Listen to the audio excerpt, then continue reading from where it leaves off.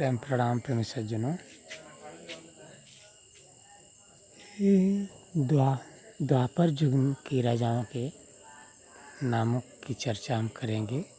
द्वापर युग में 19 राजा होते हैं। राजा तो बहुत हुए, लेकिन 19 राजाओं का उल्लेख इसलिए करते हैं क्योंकि ये 19 राजा महान थे, महान हुए तब धर्म की दृष्टि से और ये तप की दृष्टि से, कर्म की दृष्टि से महान हुए। इसलिए 19 राजाओं का नाम आता है। श्री वित्तक साहब के अनुसार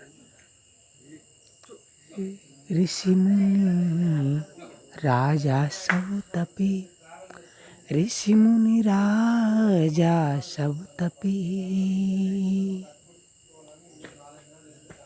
सतयुग त्रेता द्वापर के धर्म कुरुक्षेत्र में विषधर गए समाए, विषधर गए समाए। प्रेमी सज्जनों, सतयुग और त्रेता में सत और तप के बल पर जितने भी राजा हुए महानता को प्राप्त हुई। इन लोगों को राजाओं में स्थान प्राप्त हुआ पौराणिक दृष्टि से, पुराणों में।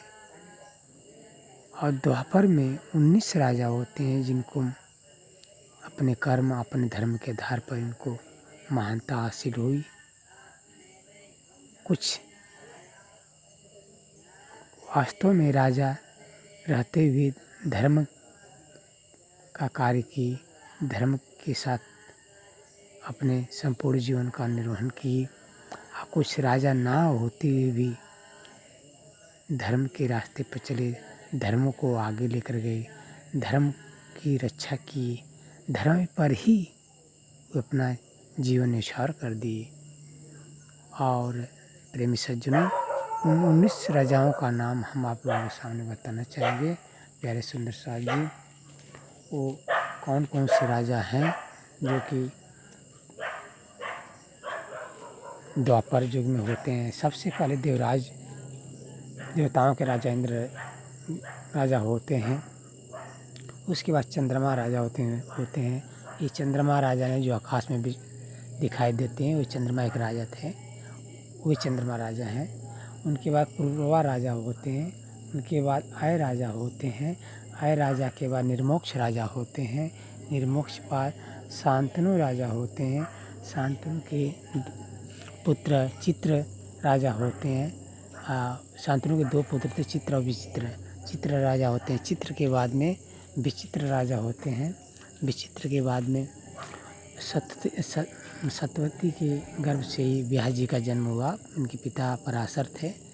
तो व्यास जी को ही राजाओं की श्रेणी में रखा गया, क्योंकि व्यास जी तो राजा नहीं बने, लेकिन वे वेद व्यास के नाम से विख्यात हुए। वे वेदों का विभाग किए, इसलिए उनको भी राजाओं की श्रेणी में रखा गया है। इनके बाद में पांडु राजा हुए। पांडु के बाद में धृतराष्ट्र राजा बनाए गए पांडु की मृत्यु के बाद में। उसके बाद में राजा अहिवर्ण का नाम आता है। उसके बाद में राजा क्षेत्रनक का नाम आता है। उसके बाद राजा संतन राजा होते हैं। उसके बाद में राजा बलिवान राजा होते हैं। उसके बाद में राजा निर्वाण राजा होते हैं। उसके बाद बलिचंद्र राजा होते हैं।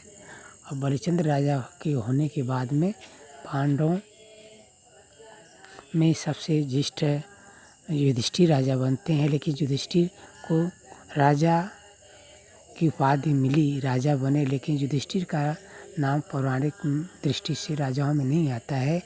उस समय अर्जुन का ही नाम पुराणों के आधार पर, पुराणों में उनका नाम अर्जुन का आता है, इसलिए अर्जुन को राजा माना गया है।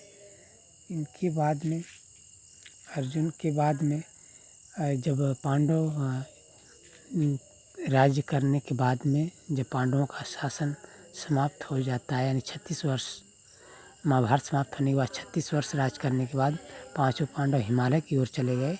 हिमालय की ओर जाने के बाद में अभिमन्यु के पुत्र परीक्षित को पांडवों ने अपना राजकाज सौंप करके चले गए। परीक्षित के राजा होने के बाद में राजा जन्मेजय होते हैं। राजा जन्मेजय होते हैं, ये लास्ट पांडवों का युग चलता है। लेकिन इसके पहले वर्ण राजा के बाद राजा क्षेत्रनख भी होते हैं, राजा संतर राजा होते हैं, बलिवान राजा होते हैं, निर्वाण राजा होते हैं, बलिचंद्र राजा होते हैं। आप लोगों को 19 राजाओं का नाम बताए प्रेमी सज्जनों। सुंदर साथ जी, ये 19 राजा ये धर्म और कर्म तब के दृष्टि से महान रहे। धर्म को हमेशा ऊंचाइयों पर ले गए और मरणोपरांत भी धर्म के लिए कुछ ऐसे आदर्श छोड़ गए जिनको जुगों जुगों तक याद किया जाएगा। प्रेमी सज्जनों, ये रहे द्वापर युग के राजाओं के नाम। प्रेम प्रणाम प्रेमी सज्जनों। वीडियो सुंदर लगे तो सब्सक्राइब जरूर करें।